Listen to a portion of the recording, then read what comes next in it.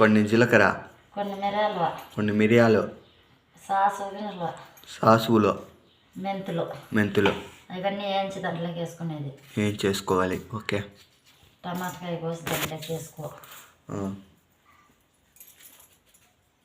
శనగ్గింజలు వేస్తాను నేను ముందుగా. మొన్న మీ నాయనమ్మ అల్లము కొత్తిమీర ఇట్లా అన్నీ వేయించి దీంట్లోకి వేసింది.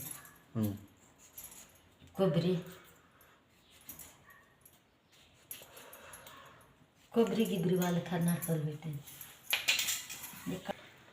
2 కిలోలకి నానబెట్టేసిన చింతపండు, ఎర్రగడ్డ, తెల్లగడ్డలో కొబ్బరి వేసుకోవాలి. దీనంతా మిక్సీకి వేసుకోవాలా.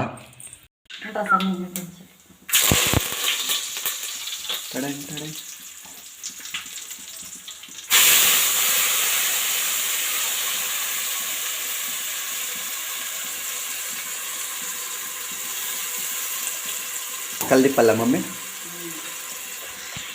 చెప్పు.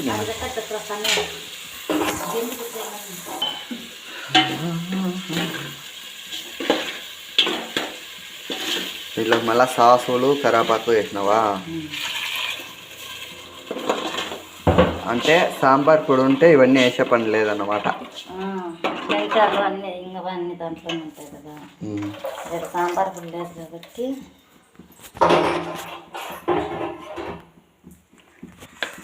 మళ్ళీ తగినన్ని నీళ్ళు వేసుకోవాలి. పసుపు వేసుకోవాలి. తగినంత ఉప్పు,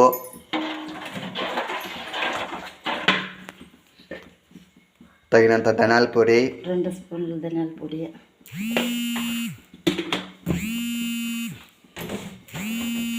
1 స్పూన్ మిరప్పొడి, 1 స్పూన్ మిరప్పొడి,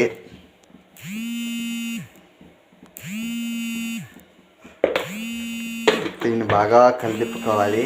కొంచెము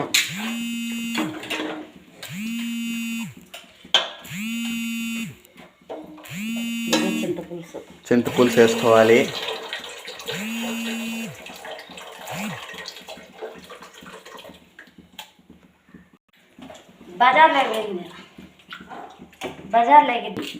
కొత్తిమీర వేసుకోవాలి.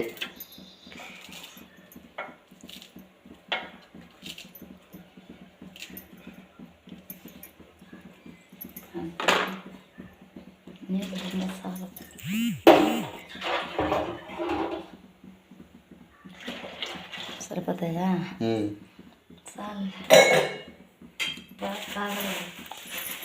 ఇది బాగా కాగే వరకు ఉండాలి. లాస్ట్లో బాగా మరిగిన తర్వాత చేపల ముక్కలు వేసుకోవాలి.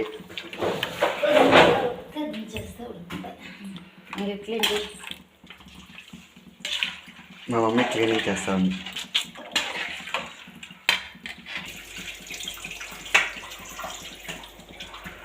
ఇట్లా కుట్టుకుట్టాలి. ఇట్లా ఒకసారి పట్టి 2 సార్లు కడుక్కొని, ఇవి 2 కిలోలు ఉన్నాయా లేవో అనే డౌట్గా ఉంది. 2 కిలోలు చేస్తాయి. ఇదంతా చూస్తుంటే కిలో వచ్చినట్టుంది. ఇప్పుడు చింతపులుసు వాసన వస్తుంది.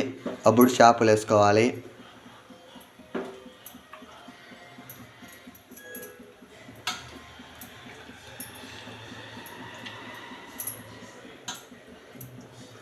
కల్లిపల్ల మమ్మీ.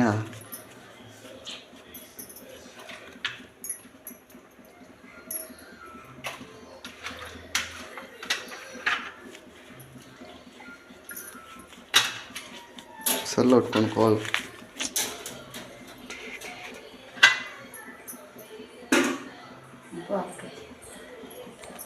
కల్లిపల్ల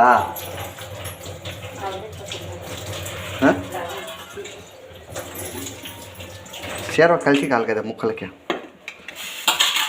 ఇప్పటి నుంచి ఒక 10 నిమిషాలు ఉడికేసాలా మమ్మీ?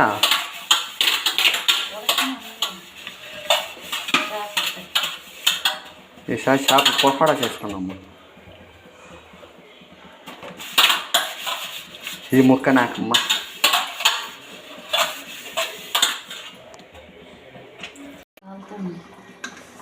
ఇలా ముక్కలు ఉడికినాయి లేవో ముట్టుకొని చూసుకోవాలి. ఉప్పి చేస్తా తిను. నేను తినలేదమ్మా పచ్చివి. ఉడిపోయింది తినరా. నువ్వు తినేసి చెప్పు. ఉడికి అంటే నా గ్యాస్ సత్యానికి మళ్ళీపోతుంది. 2 నెలలు అంటే ఉడికిన తర్వాత ఆఫ్ చేసేయడం.